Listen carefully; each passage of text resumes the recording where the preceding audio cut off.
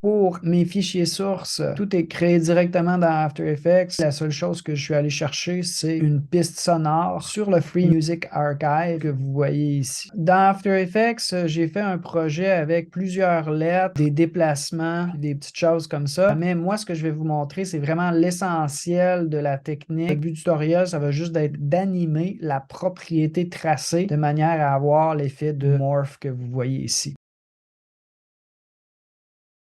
Pour garder ça simple, ce que je vais faire, c'est que je vais commencer dans une nouvelle composition vide, puis je vais le faire à partir d'une seule lettre plutôt que de plusieurs. Après ça, ça sera à vous de rendre ça plus complexe, plus intéressant, mais au moins vous allez avoir l'essentiel de la technique. Je vais aller commencer par me créer une première lettre. J'ai choisi une police de caractères qui est très simple. Aussi, j'ai pas utilisé des lettres avec des trous à l'intérieur comme un O ou un P ou un A. C'est pas impossible de le faire avec ce genre de lettres-là, mais ça devient un petit peu plus compliqué. Donc, si vous avez un intérêt pour faire ça, vous pouvez l'écrire dans les commentaires, puis je pourrais refaire un autre tutoriel, mais pour l'instant, je vais juste commencer avec quelque chose de simple. Donc là, il va falloir que je convertisse ce calque de texte-là en forme. Donc, je vais passer par le menu calque, je vais passer par le menu créer, puis je vais dire créer des formes à partir du texte. Mon texte va devenir ici invisible. Puis j'ai quelque chose qui s'appelle M silhouette qui est apparu. À l'intérieur de ça, j'ai le contenu. Mes formes vont avoir cet ensemble-là contenu où est-ce que vous allez trouver le fond, le contour, puis le plus important pour nous, c'est le tracé. Donc, ce tracé, c'est ça qu'on va vouloir animer. Ce que je vais faire, c'est que je vais m'avancer ici à 1 seconde. Je vais activer le chronomètre pour la propriété tracé. Puis potentiellement, ce que je pourrais faire, ça serait juste de avancer dans le temps, commencer à modifier la position des points d'ancrage. Donc, tracé, là, ça correspond à la position XY de chacun de mes points d'ancrage. Donc, si je prenais ma flèche, puis je commençais à déplacer des choses comme ça pour me créer une nouvelle forme, peu importe, j'y vais de façon un peu aléatoire, là. Ben là, ce que je suis en train de créer, c'est un morph entre ces deux formes-là. Donc ça pourrait être une façon de travailler. Vous pouvez faire des choses très intéressantes juste avec ça. Moi, je vais juste effacer ces deux dernières images clés-là que j'ai faites pour revenir à ma lettre de départ. Ce que je vais aller faire, c'est que je vais aller dans un logiciel pour aller copier-coller un tracé. Normalement, j'irais probablement dans Illustrator, mais je vais aller, moi, dans Photoshop parce que j'ai des formes simples. Il y en a quelques-uns outils vectoriels, là, ça se trouve dans le bas de la barre d'outils. Vous avez rectangle, ellipse, triangle, tout ça. Moi, je vais aller chercher forme personnalisée. Je vais cliquer là-dessus. À partir de la barre d'options ou de la fenêtre de forme, vous pouvez trouver toutes sortes de collections de formes. Encore une fois, c'est de prendre des formes qui sont simples, qui n'auraient pas des trous dedans. Par exemple, la forme suivante, ça pourra faire l'affaire. Je vais changer d'outil à mon outil de sélection de tracé, la flèche noire. Ça va me permettre de cliquer sur le tracé puis m'assurer qu'il est bien sélectionné. Donc, je fais commande C, CTRL si vous êtes en PC, pour copier. Je vais revenir à After Effects. Si je veux aller coller. Là, il faut faire attention quand vous collez de bien être sélectionné sur la propriété sur laquelle ce tracé-là se colle. Parce que ça pourrait être interprété par After Effects comme étant un masque, puis ça peut même être collé sur la propriété position aussi. Je vais juste m'assurer d'être au bon endroit, puis je vais faire commande V. Puis à ce moment-là, je vais avoir la transformation. Je passe de la lettre M à un tigre. Pour faire de la finition, ça serait peut-être un lissage de vitesse sur mes images clés. Une autre affaire qui est peut-être un peu moins intéressante, c'est durant l'interpolation, le changement entre la forme puis une autre forme. Premièrement, c'est m'arranger pour que la transformation se passe assez vite. Puis la deuxième chose, c'est que je pourrais rajouter un flou de mouvement. Donc le flou de mouvement, là, donc je vais cliquer pour l'activer pour la composition, puis je vais cliquer pour l'activer pour le calque. Puis là, à ce moment-là, quand ça change, ça devient un petit peu flou. Les formes entre les deux sont un petit peu moins dérangeantes.